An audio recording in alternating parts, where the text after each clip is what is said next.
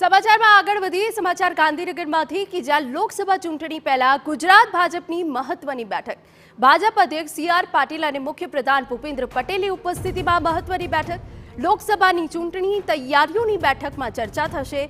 તમામ લોકસભા બેઠકો માટે વિસ્તૃત ચર્ચા કરવામાં આવશે। કેન્દ્રીય પ્રધાનો પરસોત્તમ રૂપાલા અને મનસુખ માંડવિયા પણ ઉપસ્થિત રહેવાના છે।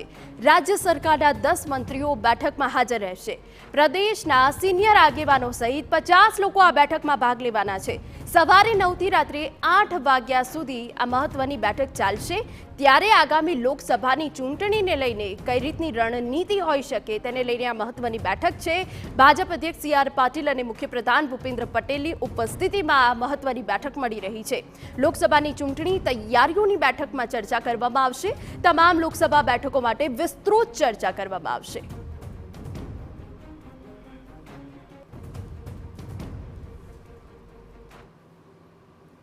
તો કેન્દ્રીય પ્રધાનોની ઉપસ્થિતિમાં આ મહત્વની બેઠક મળી રહી છે ત્યારે અમારા સંવાદદાતા કિંજલ મિશ્રા વધુ વિગત આપી રહ્યા છે।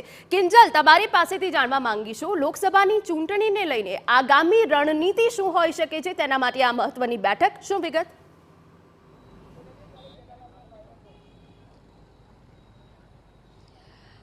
जी बिल्कुल गुजरातनी जो बात करवामां आवे तो आ वखते 26 लोकसभा बेठकोमांथी 2 बेठक पर सौथी वधारे तमामनी नजर रहेशे।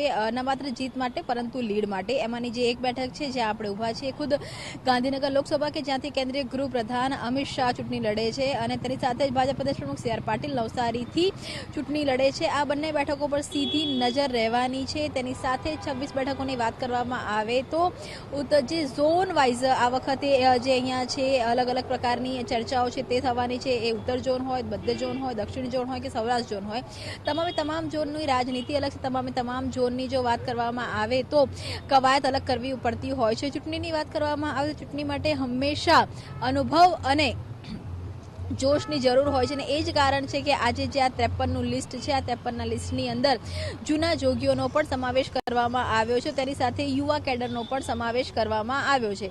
વસુબેન ત્રિવેદીની વાત કરવામાં આવે કે આરસી ફળદુની વાત કરવામાં આવે કે પ્રદીપસિંહ જાડેજાની વાત કરવામાં આવે, બાબુભાઈ જેબલિયાની વાત કરવામાં આવે તો તમામ એ લોકો છે કે જેમણે ગ્રાઉન્ડ ઉપર કામ કર્યું છે, સિનિયોરિટી છે અને આખરે જે તાળાવાળા છે તે કઈ રીતે ઉકેલી શકાય તેનો એક અનુભવ છે। ટૂંક સમયની અંદર મુખ્યપ્રધાન ભૂપેન્દ્ર પટેલ પણ આવી રહ્યા છે। તેની સાથે આજ બેઠકની વાત કરવામાં આવે તો પૂર્વ સીએમ વિજયભાઈ રૂપાણી, નીતિનભાઈ પટેલને પણ અહીંયા અપેક્ષિત રાખવામાં આવ્યા છે। રાષ્ટ્રીય મહામંત્રી તરુણ ચુગ અહીંયા આવી ચૂક્યા છે। એટલે કે રાષ્ટ્રીય જે યોજનાઓ છે અથવા તો જે નેશનલથી નક્કી થયેલી એક જે રણનીતિ છે તેને જમીન પર કેવી રીતે ઇમ્પ્લિમેન્ટ કરવી તેની સાથે જ ગેરંટીવાળી વાત છે તે જે હંમેશા ચાલી છે। હું મારા કેમેરામેનને કહીશ કે આપણને અંદરના દ્રશ્યો બતાવે। હાલાકી અત્યારે મીડિયા અંદર અલાઉડ નથી પરંતુ જે પ્રકારની વાત અહીંયા છે કે ગેરંટી પૂરી થવાની છે। એટલે કે મોદીની ગેરંટી આ જ એક સ્લોગન ઉપર મધ્યપ્રદેશ હોય કે રાજસ્થાન હોય, છત્તીસગઢ હોય કે 5 રાજ્યો હોય ત્યાં ચૂંટણી